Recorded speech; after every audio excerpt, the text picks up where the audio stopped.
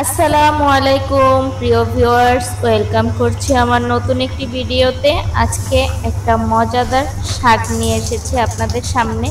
এই শাকটাকে কে কি নামে চিনেন আমি জানি না, বাট আমিও এটাকে পার্সোনালি খুব ওইভাবে চিনি না, কিন্তু এটা রান্না করলে মজা লাগে। আর বিশেষ করে আপনাদের ভাইয়ার খুব পছন্দের শাক। পছন্দ বলতে সে সব শাকই খায়, কিন্তু এই শাকটা যেহেতু ছাদে হয়ে আছে, বৃষ্টির সিজন, একটু ভালো সুন্দর দেখতে, এমনিতেও সে এই শাক ভালোই পছন্দ করে। তারপরে শাকটাকে আমি বেছে কেটে কুচায় নিলাম। এই যে দেখতে পাচ্ছেন, সুন্দর করে কুচায় নিয়ে। আর এই শাকটাকে আপনারা কে কি নামে চিনেন অবশ্যই কমেন্ট করে জানাবেন। আমি কিন্তু এই শাকের নামটা ভালো করে জানিও না, কিন্তু মজা করে রান্না করব। আপনারা দেখতে থাকেন কিভাবে রান্না করি। পছন্দ হলে আপনারাও ঠিক এভাবে রান্না করে খাবেন। তো এই যে শাকটাকে কুচায় সুন্দর করে 3-4টা ধোয়া দিয়েছি, যেহেতু মাটি থাকে গাছের সাথে।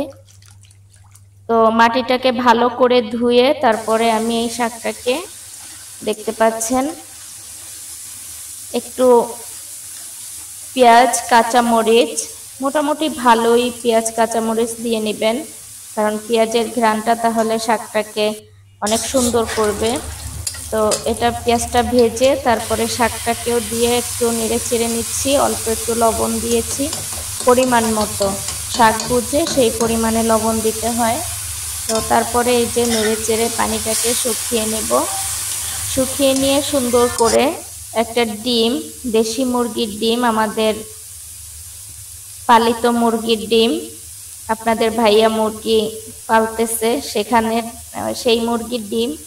তো একটা ডিম দিয়েছি, বেশি দেইনি যেহেতু শাক অল্প একটু। তো ডিমটা দিয়ে একটু নেড়ে চেড়ে এই যে এভাবে শুকিয়ে নিচ্ছি।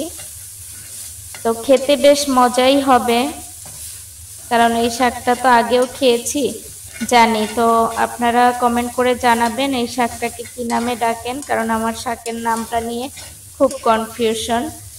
অনেকেই মনে হয় খেতা গিমা, কেউ তিতা গিমা, কিন্তু আসল নাম কোনটা সেটা আমি এখন পর্যন্ত বুঝতেছি না। এই ছিল আমার আজকের ভিডিও। কথা হবে পরবর্তী কোনো ভিডিওতে। সে পর্যন্ত সবার সুস্থতা কামনা করছি। আল্লাহ হাফেজ।